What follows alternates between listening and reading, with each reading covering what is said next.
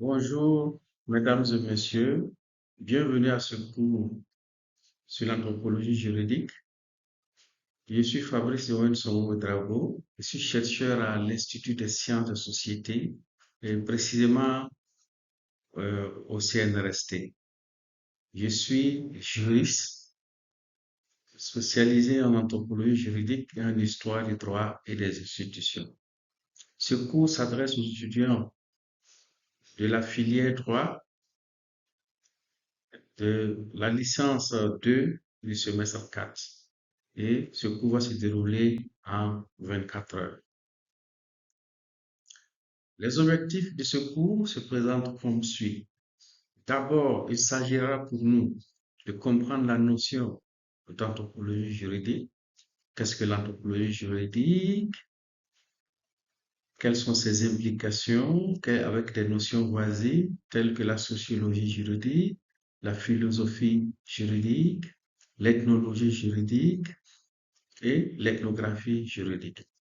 Il s'agira en outre de connaître les mots-clés de l'anthropologie juridique tels que la juridicité, la coutume, l'habitus et l'anthropocentrisme, ainsi que d'autres notions qui interviennent dans la matière de l'anthropologie juridique telles que l'anthroposystème et l'ethnocentrisme juridique.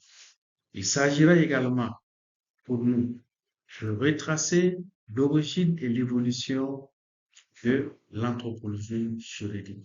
L'anthropologie juridique est née, comment elle a évolué dans le temps et dans l'espace. Et ensuite, nous verrons comment l'anthropologue du droit définit sa méthode de travail. Quelle est la méthodologie de l'anthropologie juridique?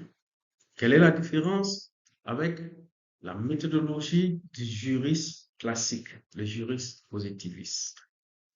Et nous verrons également comment identifier les différents niveaux de présomption juridique. Alors, à l'issue de ce cours, on devrait pouvoir caractériser les différents types de systèmes juridiques existants dans un État. Et le présomption juridique est un des systèmes qui admet l'existence ou la coexistence de plusieurs ordres juridiques. L'ordre juridique étatique, l'ordre juridique religieux, l'ordre juridique endogène, dit également traditionnel ou coutumier.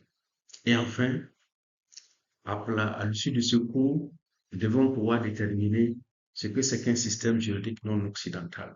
Il s'agit ici de l'anthropologie juridique appliquée. Et nous verrons une étude de cas des systèmes juridiques non occidentaux, notamment le système juridique des MOSE, que nous qualifions dans le cadre de ce cours de droit de la pratique. Alors, je précise que ce cours va se dérouler en deux étapes. D'abord, une première étape en synchrone et ensuite une deuxième étape en asynchrone. Et cela se fera selon la programmation du VBF, selon les plages horaires disponibles. Le support du cours concerne deux documents PDF.